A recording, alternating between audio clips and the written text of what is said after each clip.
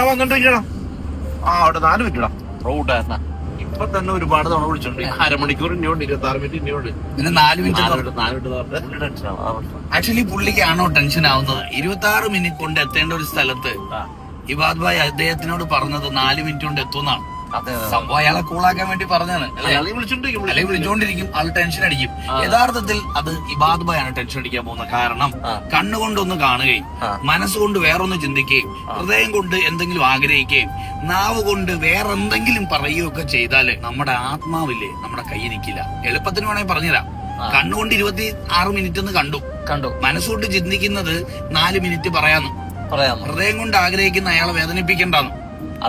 നാവ് കൊണ്ട് വേറെന്തോ പറഞ്ഞു. ഇതൊന്നും മാച്ച് ചെയ്തില്ലെങ്കിൽ എന്ത് സംഭവിക്കും അറിയോ ഇബാദ് ഭായ്? നമ്മുടെ ബ്രെയിൻ ഒരു കെമിക്കൽ പ്രൊഡ്യൂസ് ചെയ്യും, കോർട്ടിസോൾ എന്നാ അതിന്റെ പേര്. കള്ളം പറയുമ്പോ നമ്മുടെ ബ്രെയിൻ പ്രൊഡ്യൂസ് ചെയ്യുന്ന കെമിക്കലാണ് കോർട്ടിസോൾ. ഇത് നമ്മുടെ ശരീരത്തെ ഹാം ചെയ്യും. നമ്മുടെ ലിവർ, കിഡ്നി, ലങ്സ്, ഹാർട്ട് പല ഭാഗവും അടിച്ചു പോകും. ശരിക്കും പറഞ്ഞാൽ കള്ളം പറയുമ്പോൾ നമ്മൾ വിചാരിക്കും ഒരു ചെറിയ കള്ളമല്ലേ, അല്ലെങ്കിൽ അവനെ വേദനിപ്പിക്കാതിരിക്കാൻ വേണ്ടിയല്ലേ. ഇതുകൊണ്ട് സംഭവിക്കാൻ പോകുന്നത് അയാളെ ടെൻഷൻ അടിക്കുകയല്ല ചെയ്യുന്നത്. ഈ കോർട്ടിസോൾ വന്ന് നമ്മുടെ ശരീരത്തിന്റെ ഓരോ ഭാഗം അടിച്ചു കളയും. അവസാനം നമ്മൾ രോഗിയായി. നമ്മളാണ് ശരിക്കും ടെൻഷൻ അടിക്കാൻ പോകുന്നത്. വിശുദ്ധ ഖുർആൻ പലപ്പോഴും പല വേദഗ്രന്ഥങ്ങളും പല ആവർത്തി പറഞ്ഞ ഒരു വാക്ക് സത്യം പറയണം, സത്യം പറയണം, സത്യം പറയണം, കള്ളം പറയരുതെന്നാണ്. ഞാൻ